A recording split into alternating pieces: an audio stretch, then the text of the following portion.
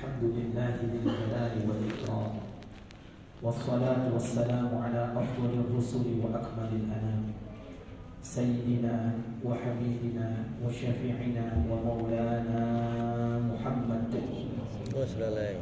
وعلى آله وصحبه السادات الكرام. أما بعد فقد قال الله تعالى في القرآن الكريم وهو أصدق القائلين: يا أيها الذين آمنوا كتب عليكم الصيام كما كتب على الذين من قبلكم لعلكم تتقون. وقال النبي صلى الله عليه وآله وصحبه وسلم: من صام رمضان إيمانا واحتسابا غفر له ما تقدم من ذنبه. صدق الله وصدق رسوله. Yang terhormat Ketua DKM Ghairul Jami Al-Jamaah maksud apa nih? Al-Istiqomah. Soalnya baru 2 malam yang lalu. Al-Istiqomah. Yang terhormat para tokoh masyarakat, para orang tua kita, Bapak Haji Jamal, Bapak Haji Najihun, Bapak RT, Bapak RW, dan semuanya tanpa terkecuali, mudah-mudahan kita dan keluarga senantiasa Allah berikan sehat walafiat. Amin. Allah mudahkan segala urusan kita, Allah luaskan rezeki kita, Allah jadikan keluarga kita sakinah, mawaddah dan rahmah. Allah jadikan anak-anak, cucu dan keturunan kita salihin dan salihat. Amin. Ahlul ilmi wal khair. Amin ya rabbal alamin. Amin.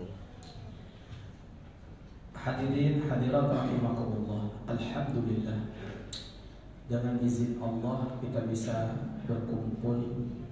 Salam dan salam senantiasa tercurahkan pada baginda Rasul sallallahu alaihi wasallam. Dengan izin Allah juga kita telah melaksanakan salat fardu isya dan tarawih berjamaah, dan kita telah melaksanakan ibadah puasa. Mudah-mudahan Allah berikan kita kekuatan, sehat walafiat sampai selesai. Hadirin hadirat rahimakumullah. Di antara keistimewaan bulan Ramadan, Allah fardukan puasa, yang dimana di bulan-bulan lain ada puasa tapi status hukumnya sunnah. Hanya di bulan Ramadan yang Allah fardukan puasa. Saya yakin ayat Al-Quran tentang puasa Ramadan Bapak Ibu hafal semua, karena sering mendengar dan sering membaca juga. Yang Allah nyatakan, ya ayyuhalladzina amanu kutiba alaikumus syiyamu kama kutiba alal ladzina min qablikum la'allakum tattaqun. Yang Allah nyatakan kata-kata kutiba. Kutiba ini ayfuridah, diwajibkan. Jadi Allah wajibkan kita puasa. Ternyata puasa itu juga Allah wajibkan umat-umat terdahulu. Jadi kalau kita anggap ini puasa berat, ternyata umat dulu juga Allah wajibkan. Kalau kita ini merasa berat, ternyata umat dulu juga Allah wajibkan, bahkan lebih berat puasanya. Kita kan setahun hanya 1 bulan Pak Bu. Sebulan itu berkisar 29 atau 30 hari. Tapi umat terdahulu, contoh Nabi Daud alaihissalam dan umatnya, itu selama 1 tahun ya, sehari puasa sehari berbuka, sehari puasa sehari berbuka. Jadi kalau dikalkulasikan berapa bulan? 6 bulan. Kita berapa bulan? 1 bulan. Jadi kalau dianggap berat, beratan umat terdahulu ketimbang daripada umat Nabi Muhammad sallallahu alaihi wasallam. Tapi karena kemuliaan Nabi Muhammad, kita ikut jadi mulia. Yang umat dulu itu berat ibadahnya, kita enggak berat. Tapi kualitas ibadah kita bisa menyamai bahkan melebihi dari umat-umat terdahulu. Nah, inilah puasa. Cuma puasa bukanlah sekadar nahan haus dan lapar. Di situ ada tujuan la'allakum tattaqun, agar kalian senantiasa bertakwa. Kalimat tattaqun ini dalam bahasa Arab pakai fi'il mudhari'. Fi'il mudhari' itu kata kerja. Kata kerjanya menunjukkan hal dan istiqbal. Hal itu artinya sekarang, dan makna istiqbal akan datang. Jadi takwanya itu bukan sekarang saja, bukan hanya di Ramadan saja, tapi takwanya terus menerus, masa akan datang juga bertakwa. Nah, puasa model kayak bagaimana yang bisa la'allakum tattaqun? Kita sama-sama ingin menjadi lebih baik. Termasuk saya ingin menjadi lebih baik. Yuk kita sama-sama. Nah, kata-kata la'allakum tattaqun, agar kalian senantiasa bertakwa. Ternyata hikmah puasa itu, kata Sayyidil Imam Abdul Mawahib Abdul Wahab bin Ahmad Ali Asy'arani dalam kitab Al-Fathul Mubin fi jumlatin min asrariddin, itu kaful jawahiril zahirati wal batinati, menjaga anggota-anggota yang zahir dan batin, anil manhiyati, dari semua yang dilarang, al mujibatil adabi, yang kalau larangan itu diterjang akan mengakibatkan azab fid daril akhirati, di akhirat. Jadi ternyata puasa itu bukan haus dan lapar saja, tapi menjaga seluruh anggota tubuh, baik yang zahir maupun yang batin, dari perbuatan-perbuatan yang dilarang, maksudnya perbuatan dosa. Dari mata kita, bagaimana dengan tangan kita, bagaimana dengan lisan kita, bagaimana dengan kaki kita, bagaimana dengan anggota tubuh yang lain, agar tidak masuk ke dalam jurang kehancuran, yaitu perbuatan dosa. Disinilah puasa mengendalikan semuanya. Makanya pengambilan itu bukan hanya untuk Ramadan nantinya, tapi terus menerus, karena mengendalikan anggota tubuh. Ingat, saya sedang puasa, mata saya harus dijaga. Ingat, saya sedang puasa, maka lisan saya kira-kira nyakitin orang atau tidak. Jadi seperti itu. Ini harapan agama seperti itu pada kita sebagai umatnya, sebagai pemeluknya. Nah, kalau begitu hadirin hadirat rahimakumullah, puasa inilah yang ada asarnya, yang ada bekasnya. Makanya ulama-ulama dulu, kenapa kau merasa nikmat dalam ibadah? Salah satunya tadi bisa menjaga panca indera tubuhnya dari perbuatan dosa, pandangan mata dari perbuatan dosa, dari perbuatan maksiat. Makanya orang kalau nikmat dalam perbuatan maksiat, baik itu matanya, baik itu lisannya, nikmat dalam perbuatan maksiat dan dosa, maka Allah campakkan kenikmatan ibadah. Tapi kalau misalnya ada kesempatan dosa maksiat, tapi dia hilangkan, dia palingkan, Allah ganti dengan kenikmatan ibadah.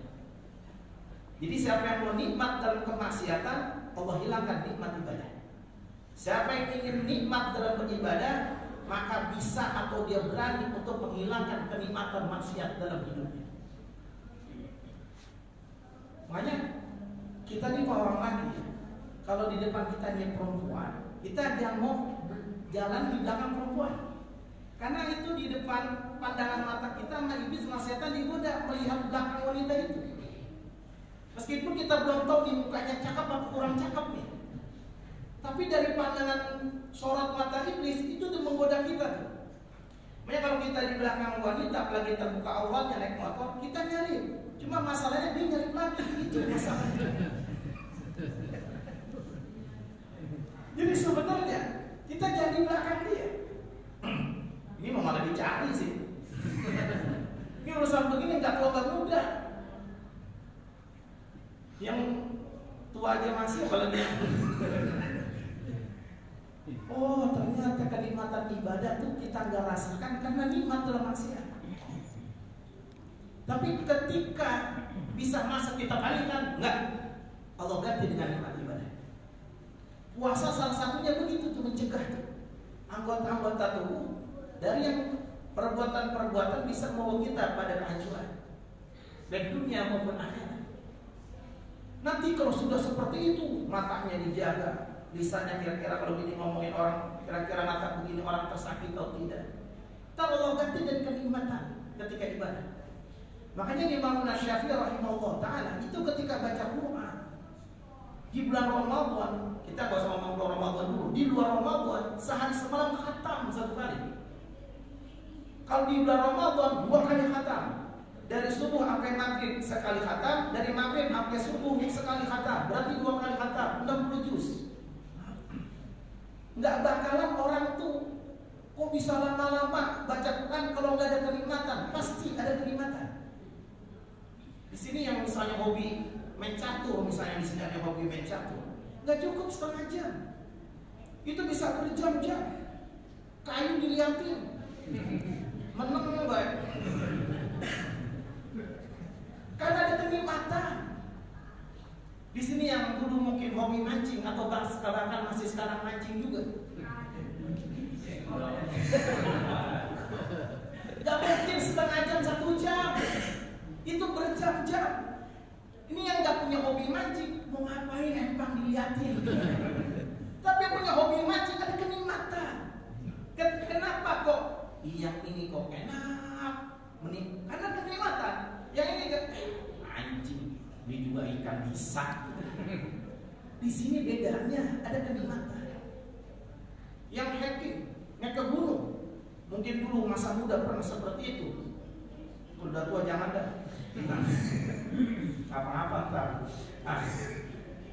Kalau kita pikir ngapain? Dia nggak punya nikmat, nggak punya hobi. Mau ngapain ke gunung? Ntar buang airnya susah. Ntar mau ngapain susah. Belum lagi ketemu hewan buas, belum lagi ketemu meti. Tapi punya hobi, ada kenikmatan.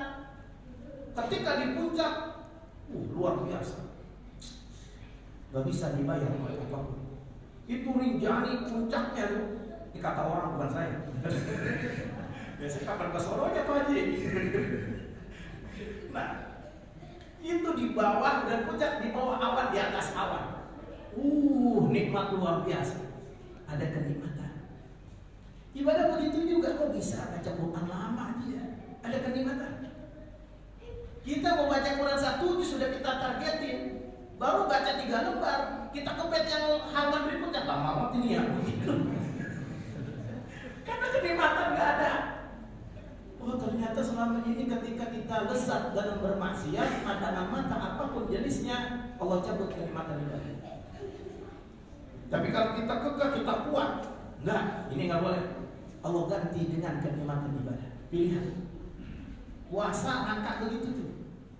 Puasa. Makanya kalau puasa sebenarnya puasa, dia nikmat itu dalam ibadah. Bisa bertambah dalam beribadah. Bukan hanya itu saja, hadirin hadirat rahimakumullah. Allah kasih itu model orang yang begitu firasat yang tajam.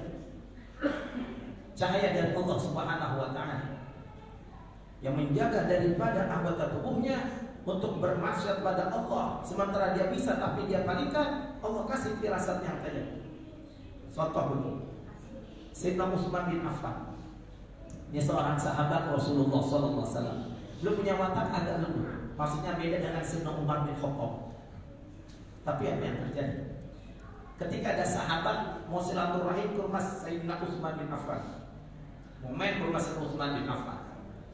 Nah ini sahabat ketika mau ke rumah Sayyidina Utsman bin Affan berpapasan dengan seorang wanita. Cuman yang kaumnya terbuka, cadarnya terbuka. Dilihat dia sahabat perempuan. Tuh perempuan, masya Allah, cakep mukanya. Papasan ngelihat cakep, terus dibayangin mukanya. Masya Allah, kan sahabat manusia juga kayak gitu. Cakepnya luar biasa. Ini sambil jalan nih, sambil ngebayangin tuh muka perempuan. Bening, kulit putih, orang tinggi, leher panjang kayak sodok. Apa yang masih terus bin Affan? Apa yang terjadi? Ketika Assalamualaikum Waalaikumsalam. Ini sahabat udah pada datang, ya kan? Dia datang duduk. Ketika duduk, baru duduk, Sayyidina Utsman bin Affan radhiyallahu anhu ngomong begini, saudara. Aku melihat bara api neraka menyala di salah satu mata kalian. Ini kaget yang baru datang sahabat yang tadi. Ya, nyindir gua ini mah begitu. Nah itu mah gua. Terus Sayyidina Utsman tahu dari mana? Terus sahabat di jalanan begitu, firasat. Termasuk jumlah kalam. Banyak disabdakan ittaqu firasatal mu'min fa innahu yanzuru min nurillah. Takutlah kalian terhadap firasat seorang mukmin karena ia memandang dengan cahaya Allah Subhanahu wa taala. Matanya dijaga, hati, basirah, pandangan mata juga connect kepada Allah taala sehingga itu bagikan cermin yang bersih bisa mandang itu orang lain. Mudah-mudahan Allah terima amal ibadah puasa kita dan semakin lama semakin meningkat. Baik, amin ya rabbal alamin. Assalamualaikum warahmatullahi wabarakatuh.